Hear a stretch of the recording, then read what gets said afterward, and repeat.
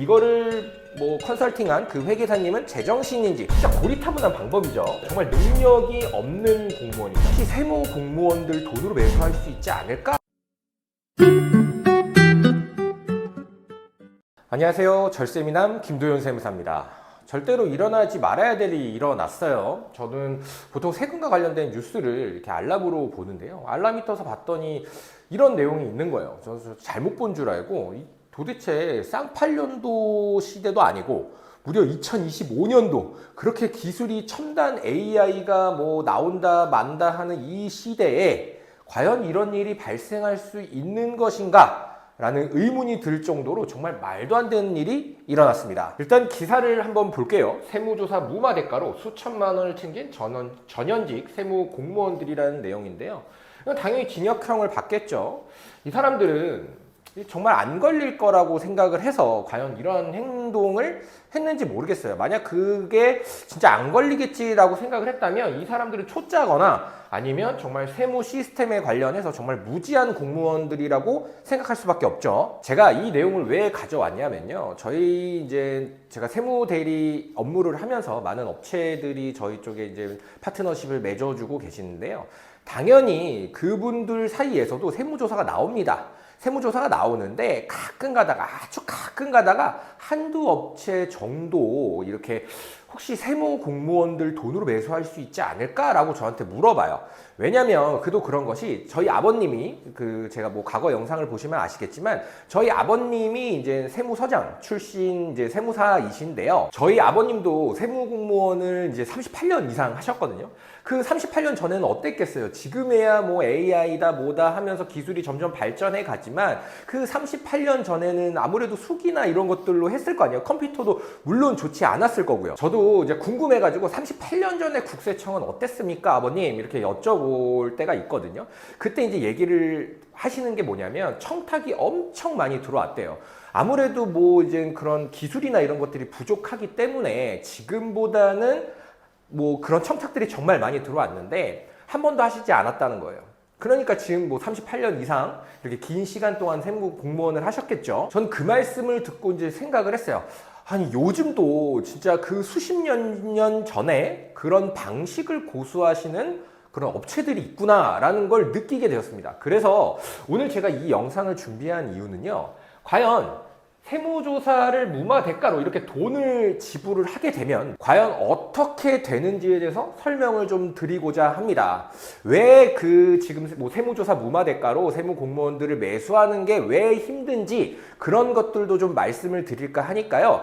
혹시나 당연히 아니겠지만 혹시나 이런 생각을 가지고 계시는 뭐 법인 대표님들이라든지 기업을 운영하시는 분들이라면 오늘 제 영상이 그분들의 생각을 좀 바꿨으면 좋겠습니다. 이 사건은요 정말 종합 세트입니다. 여기가 의학 중견업체래요. 중견업체인데 여기를 담당하고 있는 회계사님이 계셨나봐요. 공인회계사님이 계셨는데 그분이 괜찮다고 했나봐요. 그래서 뭐 돈도 전달해주고 그랬다고 하네요. 그래서 그 회계사님도 구속이 됐어요. 6개월인가 징역을 받았고. 근데 이 회계사님은 제가 보기에는 정말 최소한의 국세기본법의 법을 모르시는 분인 것 같아요. 국세기본법을 알았다면 그리고 법인세에 대해서 좀 명확하게 알았다면 절대로 이거 안 도와줬을 것 같습니다. 그리고 왜 제가 이분이 정말 잘 모르는구나 라고 생각을 했냐면 이 방법이 아마 이제 회계사님한테 얘기를 들었겠죠. 이 방법도 뭔가 되게 획기적인 그런 방법이 아니에요.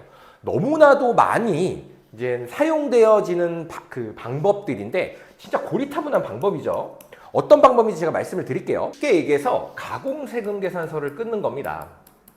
가공세금 계산서를 끊어서 A라는 업체가 있고 B라는 업체가 있으면 여기에다가 이제 매출을 끊어달라고 해요. 매출을 끊어달라고 해서 이제 이쪽에서 가공세금 계산서를 끊어주면 여기다 돈을 주겠죠. 그리고 이제 돈을 뒤로 페이백을 하는 건데요. 이 방법은 너무나도 많은 그 기업들이 불법 비자금을 조성하기 위해서 이런 방법들을 많이 사용하거든요. 정말 작은 금액이 아니죠. 이 금액은 작은 금액이 아닙니다. 이 방법이 과연 먹힐 거라고 생각을 했는지 이거를 뭐 컨설팅한 그 회계사님은 제정신인지 정말 의문이 드는 내용이에요. 일단 이 사람들이 어떻게 걸렸는지에 대해서 말씀드릴게요. 기사를 내용을 보면 이렇게 불법 비자금을 조성한 혐의로 기소가 돼가지고 이제 조사를 하다 보니까 그 이제 세무조사가 이제 나오겠죠. 세무조사가 나오는데 이 세무조사에 걸리면 내가 비자금 조성하는 게 걸릴 수도 있겠구나라고 해서 이 공무원들을 매수를 한 겁니다. 이 공무원들을 매수를 해가지고 이제 공무원들한테 돈을 줬는데 이 공무원들은 뭐 이제 세무조사 관련된 컨설팅도 해주고 좀 약간 유리하게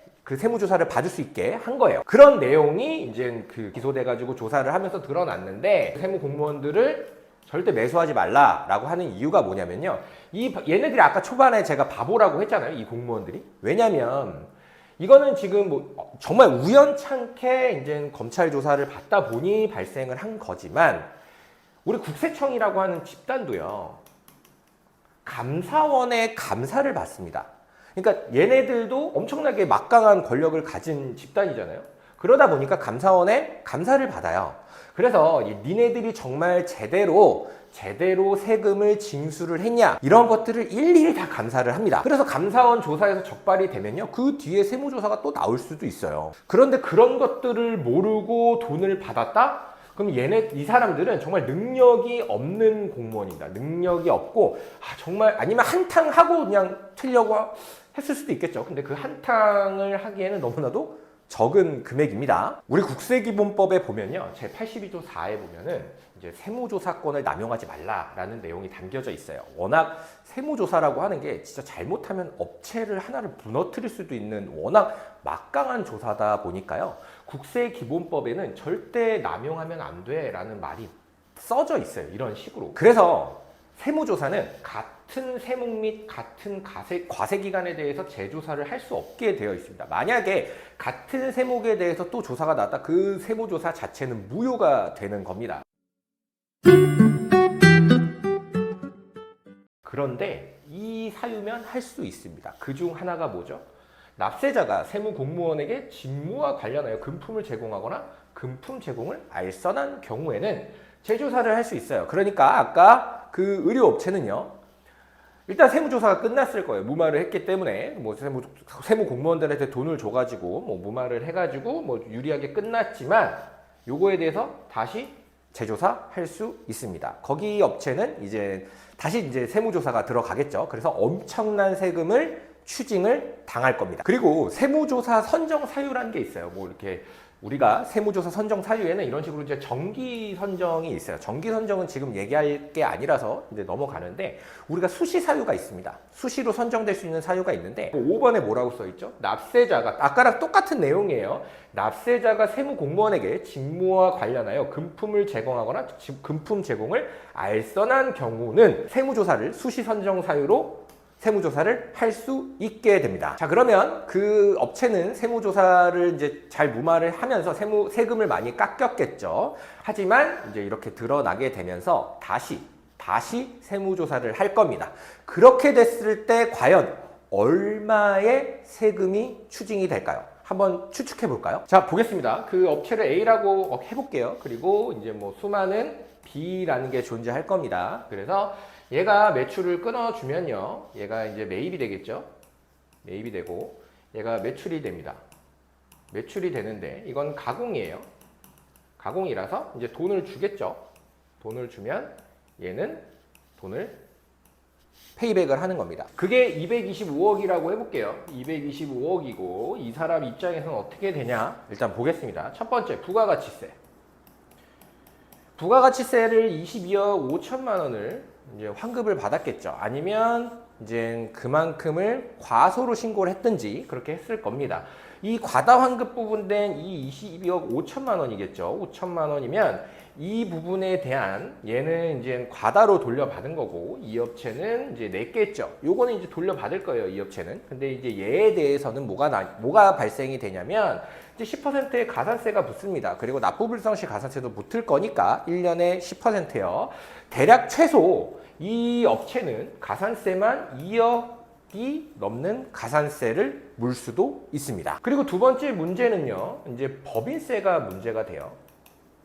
법인세가 문제가 되는데 여기는 이제 매출이 잡혀 있다 보니까 그 매출을 깎아줄 거란 말이에요. 그래서 얘는 이제 세금이 줄어들게 되겠지만 얘 같은 경우에는 법인세가 문제가 될 겁니다. 왜냐하면 가공 매입을 잡았기 때문이에요. 그러다 보니까 225억이죠. 우리 이제 러프하게 20%라고 하면요. 이 업체가 세금을 덜 낸 세금이 얼마냐면 대략 44억입니다. 이게 또 아까 말씀드렸죠. 44억의 문제뿐만 아니라 뭐가 있죠? 네, 가산세가 있습니다. 가산세도 아마 과소로 신고했기 때문에 최소 4억 4천만 원의 가산세를 물게 되겠죠. 그거 외에도요, 뭐 이 업체 같은 경우에는 이제 대표자로 상여 처분이 납니다. 그래서 세금적으로도 대략 100억 원 이상의 세금을 낼 수도 있어요. 그리고 가공세금 계산서라고 하는 건요, 세법에서 가장 심각한 범죄로 취급을 합니다. 그래서 검찰 고발까지도 될 수 있어요. 그러면 이제 형사 고발 돼가지고 이제 구속되는 거죠. 이제 교도소 가게 되는 겁니다. 그래서 많은 업체들이 이렇게 불법 자금을 형성하기 위해서 여러 업체들이랑 이제 뭐 자료상 껴가지고 여러 업체들이랑 이제 가공세금 계산서를 거래를 막 해요. 그러다 보면 난 안 걸리겠지. 뭐 어차피 페이백하는데 뭐가 문제야? 라고 하지만 국세청에서는 이미 그 자료상에 대한 정보를 다 가지고 있어요. 그래서 요 많은 업체들 중에서도 하나가 이제 딱 들어가잖아요. 그럼 줄줄이 사탕이에요. 줄줄이 사탕. 여기랑 거래한 업체들 싹 다 걸리고요. 그중 A가 있었다라고 하면 당연히 세무조사 바로 들어가는 겁니다. 기업을 운영하시는 대표님들 절대로 하지 마셔야 될 거 오늘 두 가지가 나왔네요. 첫 번째, 세무공무원 돈으로 무마하지 말기. 두 번째, 가공세금 계산서 쉽게 생각하지 않기.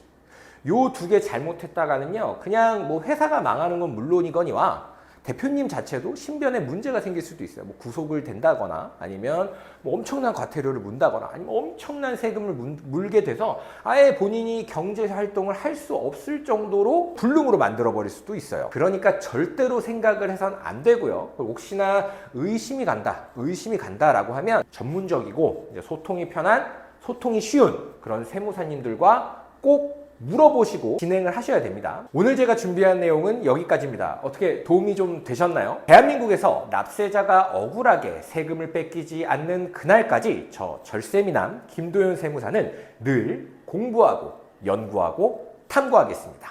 감사합니다. 여러분들의 구독과 좋아요는요, 저에게 큰 힘이 되니까요. 꼭 한 번만 부탁드릴게요. 그럼 다음 영상에서 뵙겠습니다.